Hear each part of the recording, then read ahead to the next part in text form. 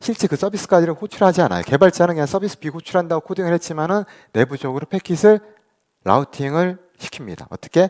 서비스 A가 호출하면은 프록시를 통해서 호출을 시켜요. 그럼 이 프록시를 통해서 호출하게 되면 뭐가 되죠? 이 프록시에서 호출 구간 정보를 다 알 수가 있어요. 서비스 A가 서비스 B를 호출하고 있다. 그리고 서비스 A가 B를 호출한 게 성공을 했다, 실패를 했다. 또는 응답 시간이 얼마가 나왔다는 걸 전부 다 수집을 할 수 있습니다. 그게 이제 믹서라는 애가 들어가고요. 이 믹서라는 애가 뒤에 스택 드라이버가 연결이 돼요. 그래서 이 지표를 다 끌어다가 앞에서 봤던 시스템에 대한 구조도를 보여줄 수 있게 되는 거예요. 그리고 이제 여러분들 지표를 이제 모니터링을 하셔야 되는데요. 이게 사실은 되게 힘들어요. 여러분 이제 회사 내에 보시면 모니터링 시스템이 엄청나게 많죠. 왜 그렇게 많은지 한번 생각해 보신 적 있어요? 뭐 나기오스, 캐티, 뭐 자빅스, 스플렁크, 키바나, 뭐 데이터도 뭐 엄청나게 많잖아요. 왜 이렇게 많을까요? 왜냐하면은 사람마다 보고 싶은 지표가 틀려요. DB에 있는 SQL 쿼리라든지 뭐 DB 뭐 쿼리가 어떤 패스를 타고 가는지 그거 보고 싶어 하고요. 인프라 엔지니어 어플리케이션 어떻게 들어가는지 그 상관도 없어요. 뭘 보고 싶어 하냐면 밑에 CPU하고 디스크 I/O 네트워크 어떻게 들어가는지. 개발자 CPU 메모리 물론 보긴 보죠. 근데 그거보다는 어플리케이션에 무슨 로그가 있는지, 그리고 미들웨어 웹서버에 무슨 로그가 있는지 그걸 보고 싶어요. 그렇기 때문에 이게 점점 하나씩 점점 붙어서 늘어나는 거예요. 그럼 이걸 어떻게 정리를 해야 되느냐? 모니터링 시스템을 만들 때 제일 처음에 이제 고민해야 되는 점은 어떤 뷰에서 봐야 될까를 고민을 하셔야 돼요.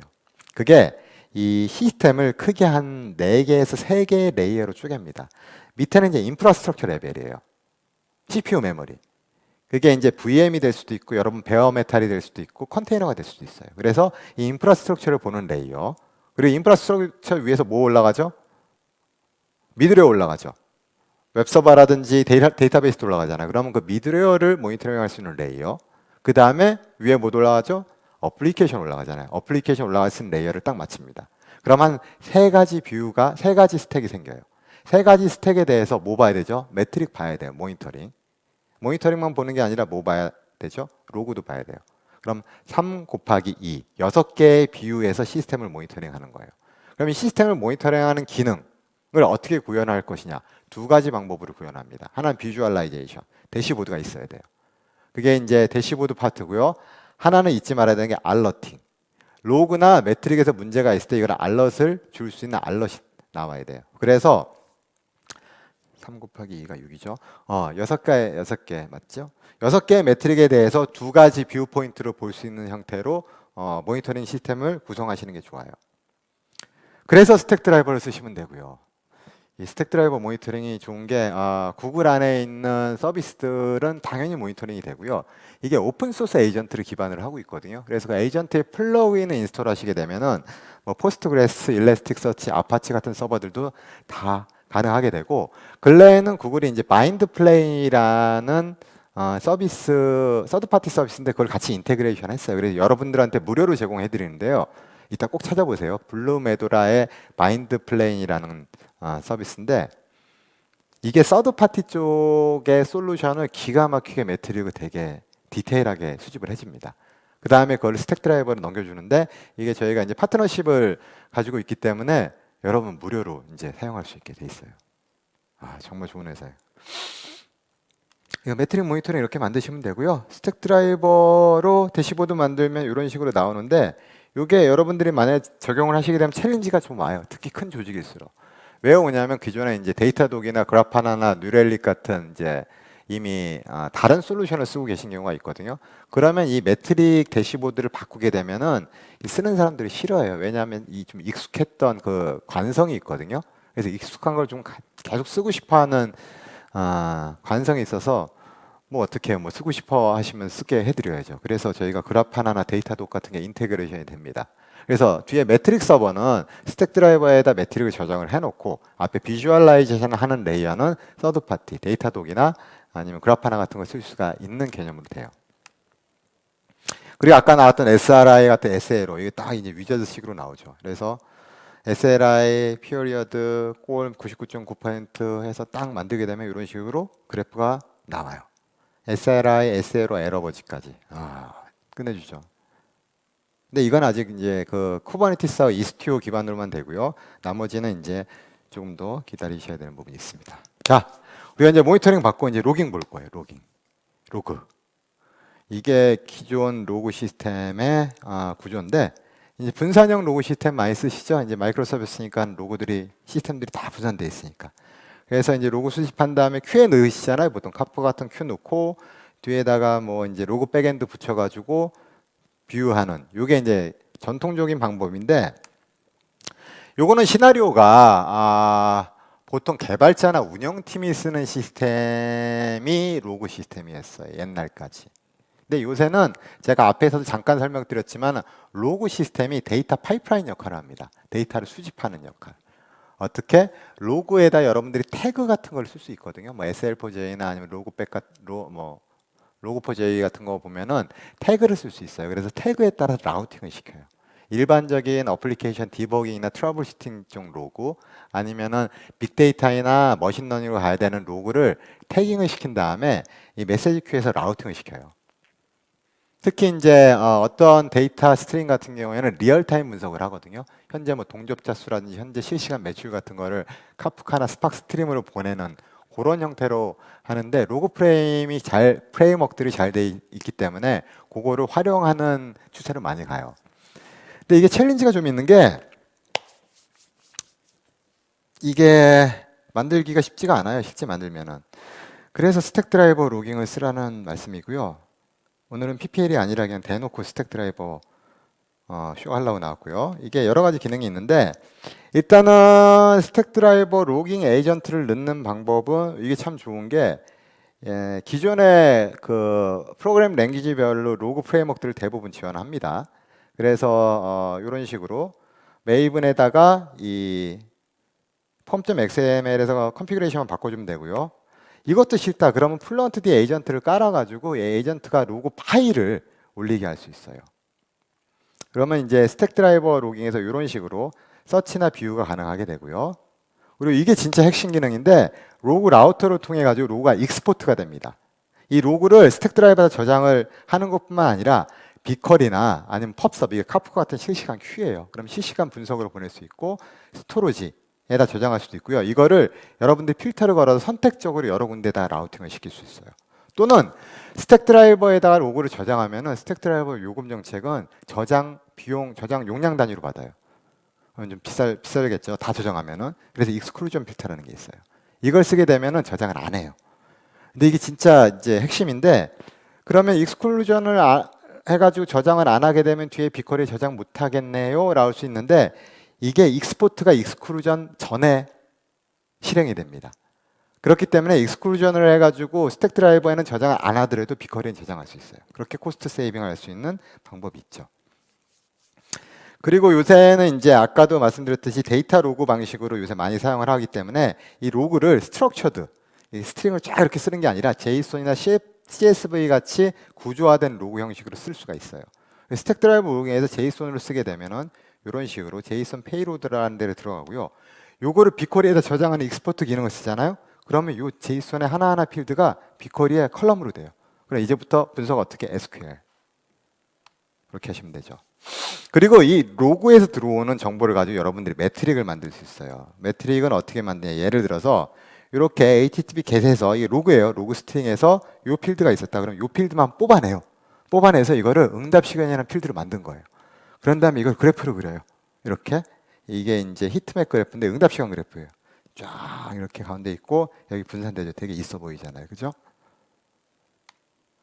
자, SRE에 대해서 만약에 더 알고 싶으시면은 구글이 고맙게도 이것들을 전부 다 그 온라인에 책인데 온라인에 그냥 문서를 다 풀어놨어요. 책을. 국내 번역서도 있기 때문에 한번 보시면 좋고요. 슬라이드가 공유가 안 되는 관계로 이거를 화면을 빨리 찍으세요. 찍으신 다음에 들어가서 북마크 해놓고 보시고요. 그거보다 더 좋은 게 이거는 못 찍겠다. 이건 찍어야 되겠다. 하여튼 뭐 해서 이분 이름을 찾으시면 되는데 이게 유튜브 영상 시리즈거든요. 제가 봤을 때는 그 SRE 관련 콘텐츠 중에서 이게 거의 뭐 갑 오브 갑이다라고 얘기할 수가 있어요. 되게 짧은 시간인데 컨셉을 되게 잘 정리를 해서 주셨고요. 좀 더 좀 어렵게 가시겠다. 그럼 코세라 이 코세라라고 이제 그 인터내셔널 버전의 방송통신대학이죠. 온라인 트레이닝 시스템인데 여기 가면 구글 정규 강의가 있거든요. 여기 가서 보시면 좀 더 뎁스 있게 보실 수가 있습니다. 자, 여기까지 제가 SR 이해하고 스택 드라이버에 대해서 말씀을 드렸고요. 이제는 다음번에는 제가 이걸 실질적으로 핸즈온 실습을 해볼 거거든요. 그래서 제가 실습 준비를 해야 되기 때문에 제가 한 2분 정도 있다가 돌아오도록 하겠습니다. 짜잔, 돌아왔습니다. 화면 보이시죠? 이제 실습을 할 건데요. 기도 한번 하고 시작하겠습니다. 데모 귀신 안 나오게. 이제 시작할 거 실습은 퀵랩이라는 환경에서 실습을 하실 거예요. 이게 이제 구글 클라우드에서 제공하는 온라인 실습 플랫폼인데요.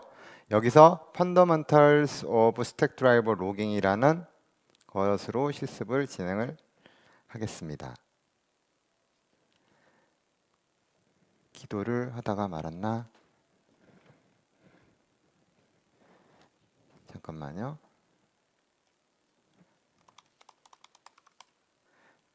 예, 일단은 한번 부닥거리 하고 시작하겠습니다. 자, Fundamental of Stack Driver Logging 자 검색하시면 여기 이제 이게 나와요. 퀵랩을 사용하시려 그러면은 구글 계정으로 로그인을 먼저 하셔야 되고요. 실습 시작을 누르시게 되면 실습이 시작이 되거든요.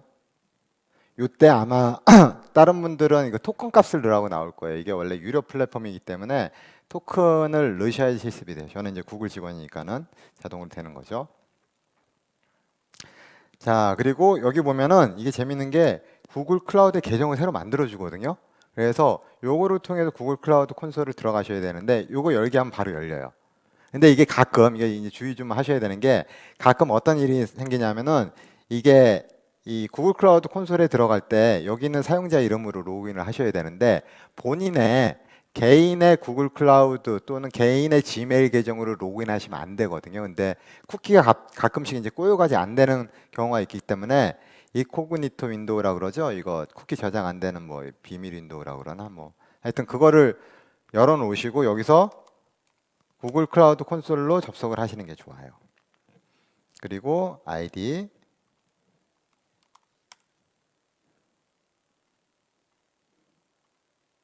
비밀번호 넣고 로그인 하시면은 자 이제 어그리먼트 하고요.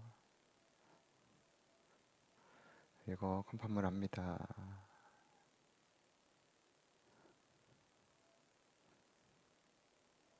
자 구글 클라우드 콘솔에 이제 들어오신 거고 텀스 오브 서비스 어그리 하시고요.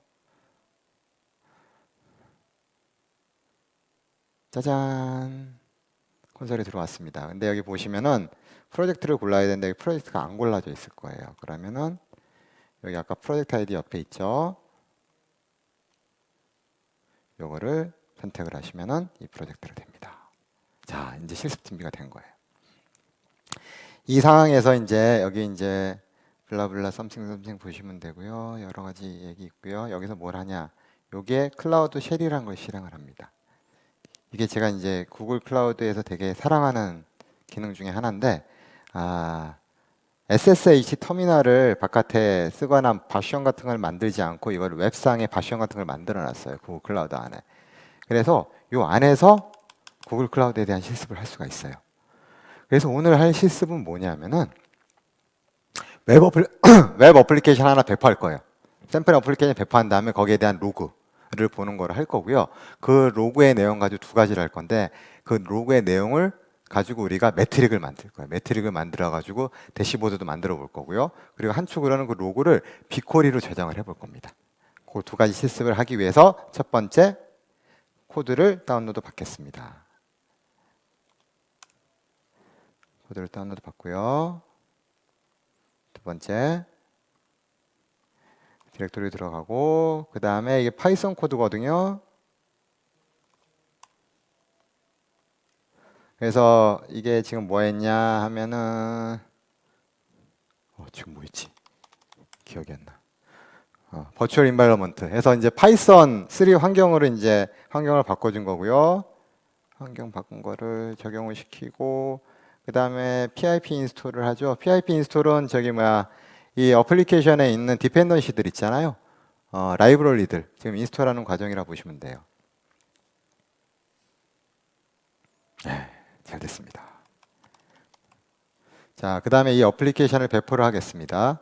gcloud app deploy라고는 명령을 쓰는데요. 이 명령은 뭐냐면은 앱 엔진이에요. 구글에 이제 매니지 서비스가 되게 많잖아요. 일종의 파스죠.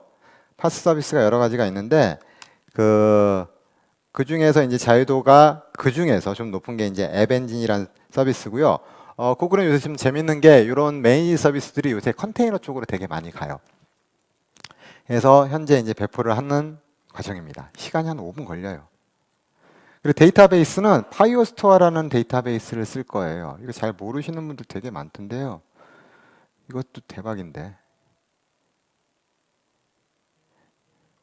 자, 배포 Y 하고 요것도 데이터베이스 페이지 가서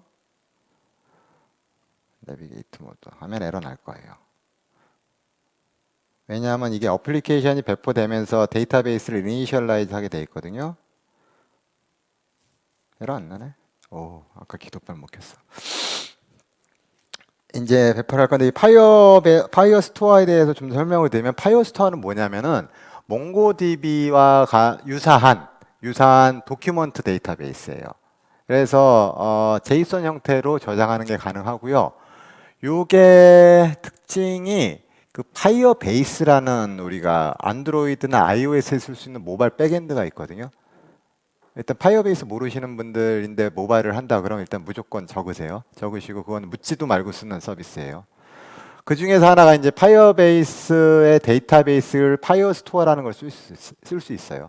그러면 안드로이드 SDK나 iOS SDK에서 서버 쪽에 데이터를 저장을 대단히 쉽게 할 수 있고요.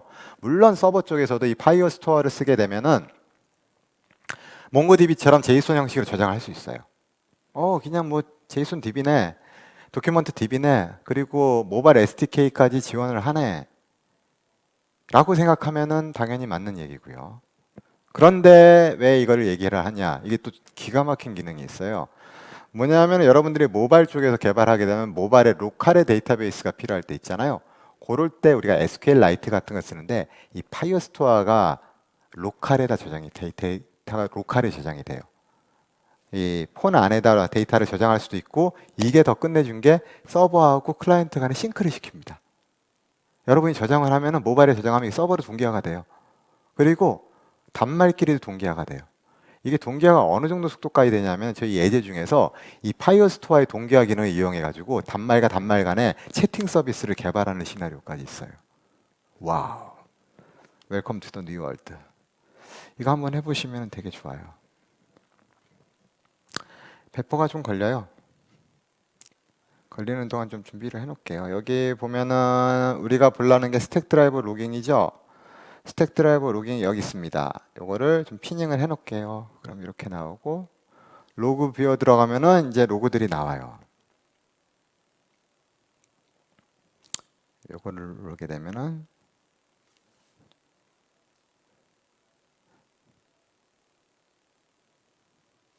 여기 이제 실시간으로 지금 배포되고 있는 로그를 쭉쭉 보여줄 수가 있고요.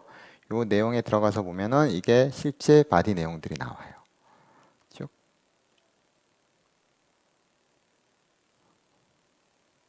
여기 보면은 제이슨 페이로드 이런 거 있죠. 자, 배포가 됐습니다. 요 URL로 배포가 됐으니까 한번 들어가 볼게요. 짜잔. 시스템이 처음에 올라올 때 좀 시간이 걸려요. 올라왔다. 짜잔. 구글 서울 리전 오픈을 축하드립니다. 남 같아, 그죠? 텔리. 그 다음에 세이브. 됐다. 자, 이렇게 해서 우리가 이제 어플리케이션을 배포했고요. 여기에 보면은 로그들이 나오게 돼요. 여기서 여러 가지 서비스들이 있을 수도 있죠. 뭐 앱 엔진도 있고 아니면은 뭐 빅쿼리도 있고 여러 가지 서비스들 중에서 여러분들이 서비스를 고를 수가 있고요. 거기에서 모든 로그를 볼 수 있도록 하면은 나와요. 여기 보면은 여기 지금 방금 때렸던 거예요. 이게 북의 애드로 HTTP get을 지금 한 거예요. 이건 포스트. 제가 아까 레코드 하나 등록했잖아요. 그게 이렇게 로그로 잡혀요. 쭉 내려보면은 이 페이로드 이 부분에 있는데요. 응답 시간 얼마 나왔는지, 어느 IP에서 들어왔는지, HTTP 버전, 뭐 엔드 타임 그런 거 나오고요. 포스트로 들어왔고 리퀘스트 버전 다 나오죠. 자, 이런 식으로 로그로 볼 수가 있는 거예요. 근데 나는 뭐 응답 여기서 뭘 보고 싶냐? 예를 들어서 IP만 보고 싶다 그러면 IP. 그래서 이거를 필드 서머리 라인에 넣겠다. 그러면 이게 이렇게 이런 식으로 아까는 바디 안에 들어가 있던 건데 이 초기화하면 리스트에 이런 식으로 보여요. 참 좋죠. 필터는 이제 검색을 하는 건데 여러분들이 특정 로그만 검색을 해서 볼 수가 있어요. 예를 들어서 올 로그 레벨을 우리가 에러 이상으로 보겠다. 에러가 없었으니까 안 나네. 인포 이상으로 보겠다. 인포. 그럼 인포 이상으로 이런 식으로 보이는 거예요. 또는 여기다 여러분들이 검색 필터를 여기다 넣으셔도 돼요. 여기 시베리티가 뭐 인포 이상인 거 이렇게 보도록 했죠. 아니면 응답 시간이 좀 느린 거 한번 볼까요? 괜히 안 하던 거 하면 에러 나는데. 응답 시간이 0.02 세컨드 이상인 거. 인포는 빼자.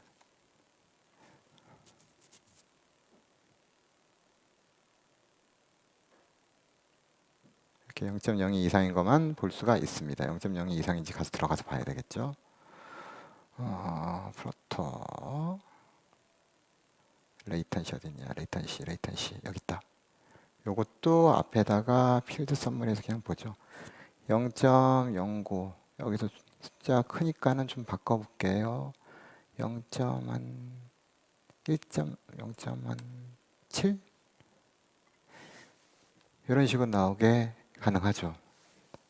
참 편리하죠? 근데 로그가 별로 없어서 재미가 없어서 로그를 좀 더 만들어야 될 것 같아요. 요 UR에다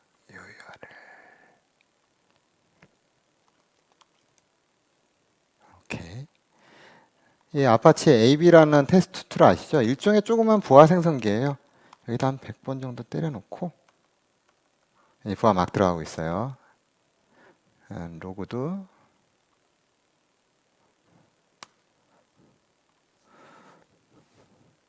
필터 서밋 해야지. 그럼 뒤에서 이제 로그들이 쭉 이제 나오기 시작하죠. 나온다. 데모 귀신 안 나오고 있어. 쭉 나와요. 그죠? 오케이. 그래서 이런 식으로 해서 로그를 여러분들이 필터링해서 서치도 할 수 있고요.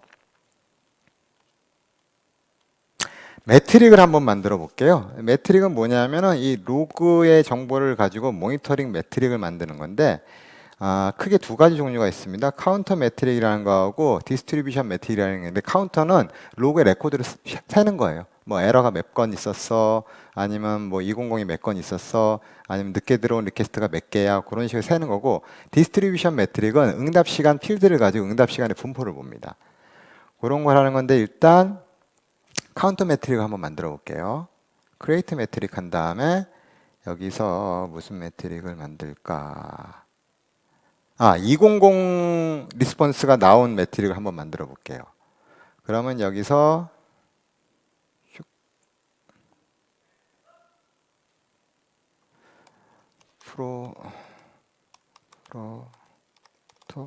이게 처음엔 좀 매트릭이 많아가지고 헷갈리는데 이게 좀 하고 나면은 자동 완성 기능이 있어가지고 편해요.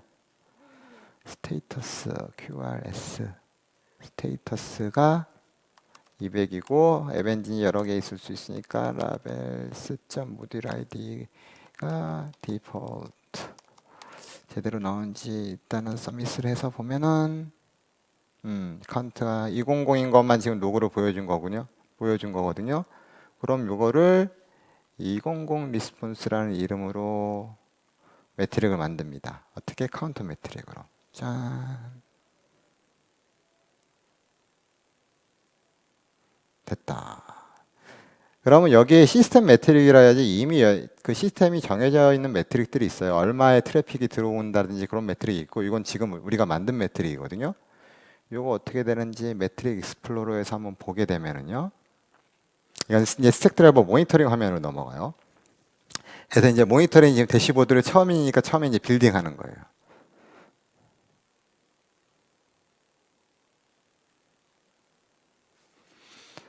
그래서 빌딩하는 동안 일단 200 리스폰스 아까 그 API에 대해서 200 리스폰스가 온 거에 대한 매트릭을 만드는 게 될 거고요. 그 다음에 볼 게 응답 시간, 로그에서 그 응답 시간 필드 있죠? 그걸 가지고 우리가 디스트리뷰션 매트릭을 만들어 볼 거예요.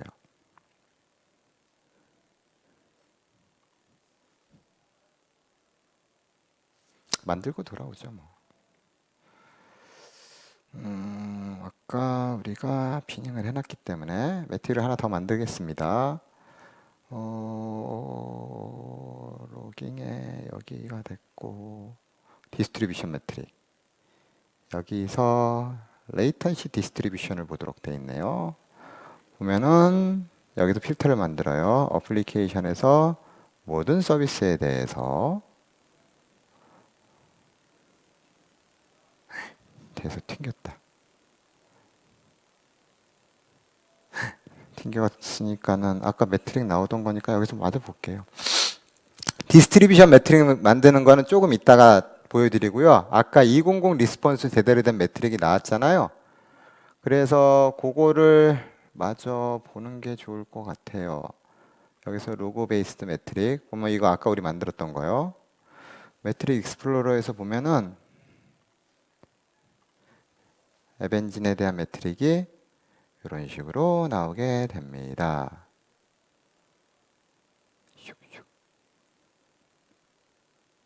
지금은 이렇게 안 나오는 이유는 왜냐하면은 데이터들이 아직 많이 수집이 충분히 안 돼서 그래요. 부하를 좀 더 줘야 되겠다. 1000번 정도.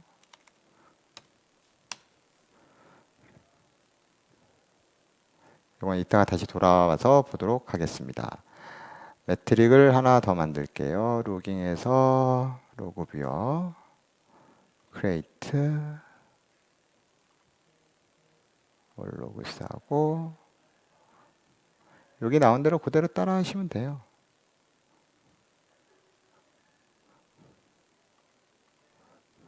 여기서 레이턴시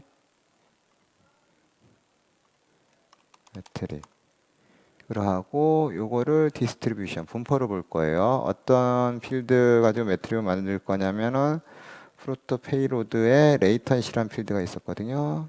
요거 있다. 요거로 하고 요거에 대해서 벡터를 정한 다음에 타입이 디스트리뷰션 오케이 됐고 크레이트 하게 되면 매트릭이 생겨요. 이게 이제 약간 프로비저닝 되는데 시간이 필요해서 이게 이제 응답 시간 매트릭이고요. 이게 아까 200 정상 콜에 대한 매트릭인데 다 됐는지 한번 볼까? 200. 슉. 화면이 작아서 여기 지금 나오잖아요. 그죠? 제가 부하를 주고 있기 때문에 계속 그래프가 나올 거예요. 그래프를 뭐 스택드 바 이런 식으로 바꿀 수도 있고요. 요거를 차트를 세이브한 다음에 대시보드 있잖아요. 대시보드 만들 수 있어요. 그래서 대시보드를 웰컴 서울 리전이라는 대시보드를 만든 다음에 붙여놓게 되면은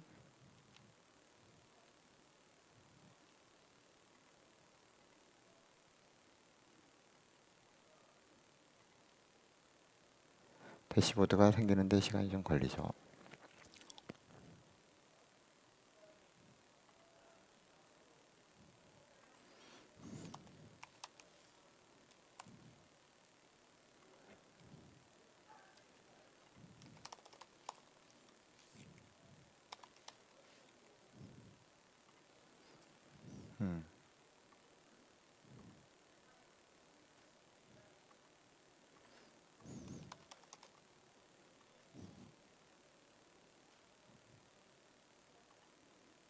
이런 식으로 생겨요. 그러면 이제 여러분들이 매트릭을 여러 개를 이제 만들으셔가지고 여기다 쭉 해서 볼 수가 있게 되는 거예요.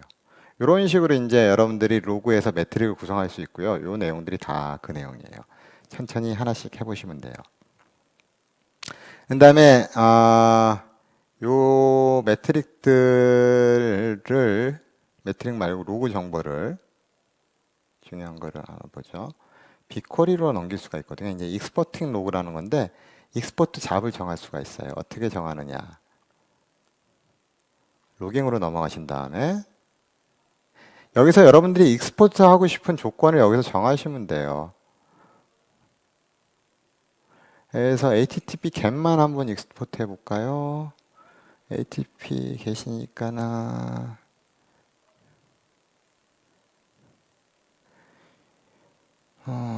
스테이터스 프로토가 메소드가 어딨지? 오퍼레이션 레이블스 여기 있네요. 요거 메소드 프로토 페이로드 점 메소드가 계신 것만 한번 볼까요?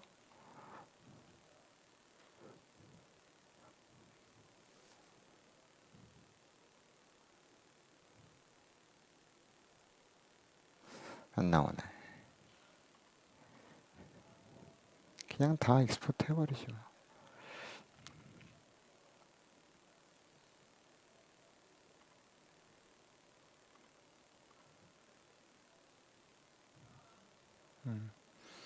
아니면은 로토 점 로드 점 레이턴시 응답 시간이 좀 느린 것만 좀 뽑아볼게요. LMNOP 레이턴시 레이턴시가 0.1 세컨드 이상인 거.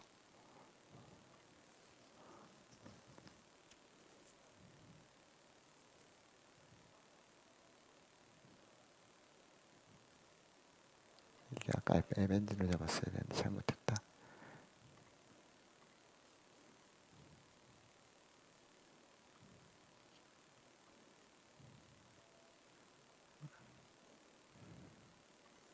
자, 타입을 좀 잡아줘야 돼요. 리소스 점 어드밴스드가 아니었어. 역시 프로토 타입 점 레이턴시가 0.1 세컨드 서밋 짜잔 나왔어요. 이거를 이제 크리에이트 싱크를 해주게 되면은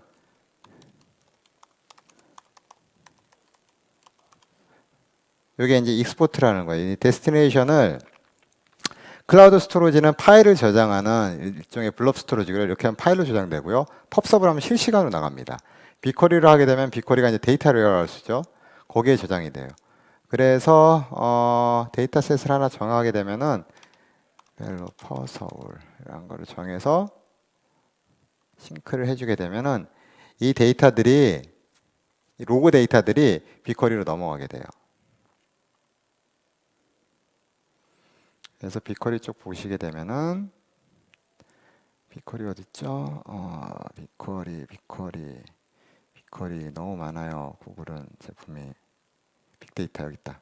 빅데이터의 빅쿼리고 여기 딱 보면은 디벨로퍼 서울 여기에 보면은 아직 데이터가 안 생겼을 거예요.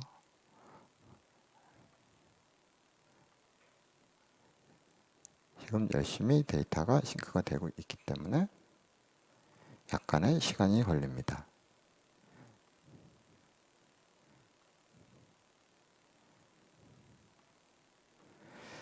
그래서 특히 제가 이제 크게 두 가지 기능을 보여드렸는데 하나는 이제 매트릭 만드는 기능. 매트릭은 만든 다음에 스택 드라이버에서 매트릭을 사용하셔도 되지만 그래프 하나를 끌어 나가도 돼요. 다른 시스템을 끌어 나가셔도 되고, 그리고 이 테이블 빅쿼리를 익스포트하는 기능이 되게 좋은데, 잘 아시겠지만 빅쿼리가 성능이 어마어마합니다. 정말 빠르거든요. 그리고 SQL 기반으로 모든 데이터를 쿼리를 할 수 있기 때문에 나중에 데이터가 저장이 되게 되면은 SQL을 그냥 하시면 돼요. 그리고 제일 중요한 것 중에 하나, 여러분들이 데이터나 로그를 저장을 했을 때 요새는 개인정보 삭제 요구권이라는 게 있어요. 뭐 국가마다 좀 틀린데요. 개인이 내 데이터에 대한 삭제를 요구할 경우에 삭제를 해주셔야 되거든요. 빅쿼리 같은 DML이 되기 때문에 그 레코드만 셀렉트해서 딱 지우면 돼요. 되게 쉬워요. SQL문 하나로 지우면 되는데, 일반적인 빅데이터 시스템 같은 경우에는 레코드 단위 델리트가 안 되는 경우가 있어요. 그럼 어떻게 되냐면은 데이터를 다 읽은 다음에 지우고자 하는 레코드 하나만 뺀 다음에 다시 써야 돼요. 엄청나게 힘든 작업입니다, 그게. 그렇기 때문에 빅쿼리가 로그 저장 및 쿼리뿐만 아니라 삭제 요건 대응에도 좋다는 거를 참고로 알아두시면 도움이 많이 될 것 같습니다. 아, 들어왔다. 그래서 보시면은 이런 식으로 스키마가 쭉 나와요. 그래서 쿼리 테이블에 보시면은 사실은 곱하기는 하면 안 되는데 그냥 데모니까 짠, 이렇게 해서 모든 로그들이 다 나왔죠. 여기 콜 어디서 들어오는지 페이로드 다 나와요. 이 페이로드가 제이손이면은 제이손 펑션을 이용해 가지고 제이손 페이로드 안에 있는 것도 다 또 볼 수가 있어요. 와우, 정말 좋은 툴이죠. 그래서 쿠폰 퀵넷 쿠폰이 나간 게 실습 환경용 쿠폰인데 요것뿐만 아니라 다른 스택 드라이버 랩들이 대단히 많습니다. 이거 뭐 문서 백날 봐봐야 이해하시기 어려울 수도 있기 때문에 실제적으로 실습을 해보시면 되고요. 이 퀵넷 쿠폰이 한 달 동안에 사용할 수 있어요. 그래서 다른 랩들도 좀 해보시면 도움이 많이 될 겁니다. 그리고 저기 지금 방송하고 있는 거 샵 뭐 이벤트 해가지고 하면 페이스북이나 뭐 이런 SNS에다 하면은 상품 드린다고 하니까는 밑에 더보기 버튼인가요? 유튜브 방송 밑에 더보기 버튼 쫙 눌러 보시면은 참여 방법이 있으니까는 상품이 꽤 좋습니다. 빨리빨리 신청하셔가지고 상품 받아가시도록 하면 좋겠습니다. 자, 지금까지 시청해 주셔서 감사하고요. 다음에 기회 되면 또 뵙도록 하겠습니다. 감사합니다.